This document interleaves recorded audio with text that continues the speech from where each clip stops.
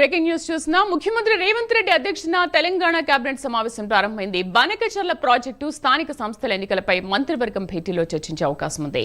పాలనాపరమైన అంశాలు, నిర్ణయాలపైన, sports పాలసీపైన cabinet భేటీలో చర్చించే అవకాశం ఉంది. పూర్తి సమాచారం కరెస్పాండెంట్ చందు అందిస్తారు. చందు, కేబినెట్ భేటీ వివరాలేంటి, ఏ విధంగా ఉండబోతోంది?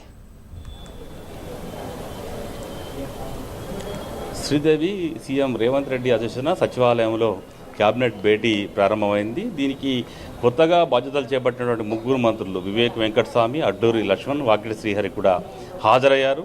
వాళ్ళకి మంత్రివర్గం అంతా కూడా వాళ్ళకి శుభాకాంక్షలు కూడా తెలిపారు. ప్రధానంగా ఈరోజు బనకచర్ల అంశమే ప్రధాన ఎజెండాగా కూడా కనిపిస్తూ ఉంది. ముఖ్యంగా బనకచర్ల ప్రాజెక్టును ఏపీ ప్రభుత్వం గోదావరి నదిపై కూడా నిర్మిస్తూ ఉంది. దీన్ని పూర్తి స్థాయిలో రాష్ట్ర ప్రభుత్వం కూడా తప్పబడుతుంది. మరోవైపు తెలంగాణ రాష్ట్రంలో ఉన్నటువంటి విపక్ష పార్టీ, ప్రధాన ప్రతిపక్షం బీఆర్ఎస్ అయితే ఈ విషయంలో దుమ్మెత్తిపోస్తుంది. రాష్ట్ర ప్రభుత్వం ఈ విషయంలో ఏం పట్టించుకోవడం లేదనే వాదన కూడా వినిపిస్తోంది. బనకచర్ల ప్రాజెక్టు వల్ల తెలంగాణ జరిగే నష్టాన్ని ఇప్పటికే ఒక పవర్ పాయింట్ ప్రెజెంటేషన్ ద్వారా మాజీ మంత్రి హరీష్ రావు వివరించారు. ముఖ్యంగా రాష్ట్ర ప్రభుత్వం పైన దుమ్మెత్తిపోస్తున్నారు. ఎందుకు ఈ విషయంలో ఎందుకు మాట్లాడడం లేదు, చంద్రబాబు నాయుడుకు గురుదర్శన చెల్లిస్తున్నారా అనేటువంటి అంశాన్ని కూడా ఆయన ప్రొజెక్ట్ చేస్తున్న పరిస్థితి కనిపించింది. ఈ క్రమంలోనే తెలంగాణ ప్రభుత్వం కూడా అలర్ట్ అయింది.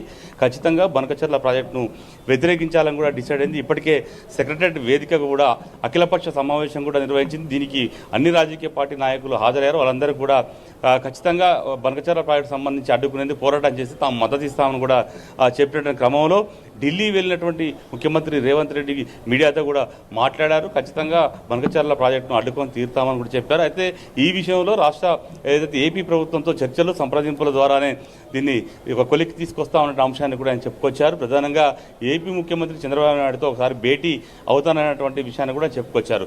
అయితే దీనికంటే ముందే ఇరు రాష్ట్రాల ఇరిగేషన్ శాఖ మంత్రులతో ఒక కమిటీ వేసి దానిపైన చర్చించాలి అనే అంశంపై కూడా ఈరోజు కేబినెట్ సమావేశంలో చర్చించబోతున్నారు. ప్రధానంగా చూసినట్టయితే ఈ తెలంగాణ రాష్ట్ర ప్రభుత్వానికి ఇన్ఫార్మ్ చేయకుండానే ఏపీ ప్రభుత్వం ఫీజిబిలిటీ రిపోర్టును కేంద్రానికి అందించిందని, దీనివల్లనే ఇలాంటి సమస్యలన్నీ కూడా వచ్చాయన్నటువంటి విషయాన్ని కూడా ఇప్పటికే ముఖ్యమంత్రి మీడియా దృష్టికి కూడా తీసుకొచ్చారు. ఈ క్రమంలో ఒకవేళ కేంద్రం బనకచర్ల ప్రాజెక్టుకు కనుక అనుమతులు కనుక ఇస్తే ఏ రకంగా రాష్ట్ర ప్రభుత్వంగా ముందుకెళ్లాలి, దానికి అభ్యంతరం ఎలా తెలపాలి అనే అంశాలపైన కేబినెట్లో ప్రధానంగా చర్చించబోతున్నారు. మరోవైపు ఒకవేళ అనుకూలమైన రిపోర్టు కనుక ఇస్తే ఖచ్చితంగా న్యాయ పోరాటం కూడా ఎలా సిద్ధం కావాలి అనే దానిపైన కూడా ఈ యొక్క కేబినెట్లో చర్చించే అవకాశం కనిపిస్తోంది. ఇక మరోవైపు స్థానిక సంస్థల ఎన్నికలకు కూడా ప్రభుత్వం వెళ్లాలని భావిస్తూ ఉంది. ఇప్పటికే రైతు భరోసా పేరిట 9 ఎకరాల రైతులందరికీ కూడా దాదాపు 9,000 కోట్ల రూపాయలను ఇప్పటికే రైతుల ఖాతాల్లోకి బదిలీ చేసింది. ఈ క్రమంలో ఖచ్చితంగా అయితే గ్రౌండ్లో ఫీడ్బ్యాక్ తమకు అనుకూలంగానే ఉంటుంది. ఇప్పుడు ఎన్నికలకు పోతే ఖచ్చితంగా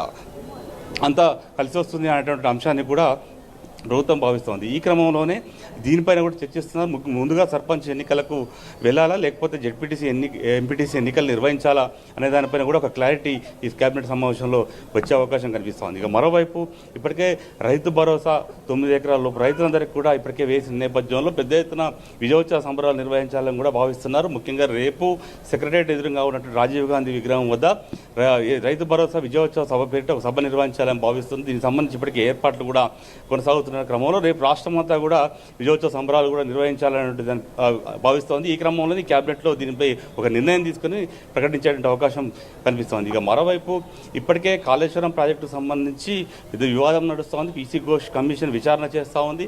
ఈ క్రమంలో ఇటీవల కాళేశ్వరం కమిషన్ కూడా రాష్ట్ర ప్రభుత్వానికి ఒక లేఖ రాసింది. గత బీఆర్ఎస్ ప్రభుత్వ హయాంలో జరిగినటువంటి కేబినెట్ సమావేశాలకు సంబంధించి మినిట్స్ను కూడా మాకు అన్ని ఇవ్వాలని చెప్పింది. అయితే ఈ నెల 30 వరకు సమయం ఇచ్చింది. కాబట్టి ఈ లోపల దీనికి సంబంధించిన అన్ని అంశాలను కూడా కమిషన్కి ఇవ్వాలని కూడా భావిస్తున్న క్రమంలోనే గతంలో బీఆర్ఎస్ ప్రభుత్వ హయాంలో జరిగిన కేబినెట్ సమావేశంలో ఎలాంటి కేబినెట్ ఆమోదం లేకుండానే కాళేశ్వరం ప్రాజెక్టుకు ముందుకు తీసుకెళ్లారనేటువంటి ఆరోపణలు కాంగ్రెస్ ప్రభుత్వం చేస్తున్న క్రమంలో ఈరోజు కేబినెట్లో దీనిపైన కూడా చర్చించే అవకాశం అయితే కనిపిస్తూ ఉంది. ఇక మరోవైపు ఇప్పటికే కొత్త స్పోర్ట్స్ పాలసీని కూడా ఈ కేబినెట్లో ఆమోదించే అవకాశం కనిపిస్తుంది. గత 10 ఏళ్ల కాలంలో క్రీడలన్నింటినీ కూడా చాలా నిర్వీర్యం బీఆర్ఎస్ ప్రభుత్వం చేసింది అంటూ కూడా పలుమార్లు ముఖ్యమంత్రి రేవంత్ రెడ్డి చెప్పుకొచ్చినటువంటి క్రమంలో ఖచ్చితంగా ఈ రాష్ట్ర ప్రభుత్వం స్పోర్ట్స్ పాలసీని కూడా తీసుకురావాలని కూడా భావించింది. ఇప్పటికీ దానికి సంబంధించి కసరత్తు చేసింది. ఈ కేబినెట్లో దాన్ని ఆమోదించేటువంటి అవకాశాలు కనిపిస్తూ ఉన్నాయి. ఒకవైపు ఏదైతే కొత్తగా ధరణి స్థానంలో చేసిన భూమాత పోర్టల్ ఏదైతుందో దానికి సంబంధించిన అంశం ఇప్పటికే అన్ని జిల్లాల్లో రెవెన్యూ సదస్సులు కూడా నిర్వహిస్తూ ఉన్నారు, అర్జీలు తీసుకుంటున్నారు. ఈ క్రమంలో ఈ అంశంపైన కూడా చర్చ జరిగేటువంటి అవకాశం కనిపిస్తూ ఉంది. ఇక మరోవైపు రాష్ట్రంలో ఇందిరమ్మ ఇండ్ల పథకాన్ని కూడా ప్రభుత్వం అత్యంత ప్రతిష్టాత్మకంగా తీసుకుంది. ఖచ్చితంగా ఇండ్లన్నీ కూడా నిర్మించి తీరాలని కూడా భావిస్తుంది. ఈ క్రమంలోనే లబ్ధిదారుల ఎంపిక కావచ్చు, అన్ని విషయాల్లో పారదర్శకత పాటించాలి అనే అంశాలన్నీ కూడా ఇప్పటికే ప్రకటించిన నేపథ్యంలో ఇప్పటివరకు అసలు ఎంతమందికి అనుమతులు ఇచ్చారు, ఎన్ని ఇండ్లు ఉన్నాయన్న అంశాలపైన కూడా కేబినెట్లో చర్చించబోతున్నట్టుగా తెలుస్తోంది. Sridevi. Right Chandu, thank you.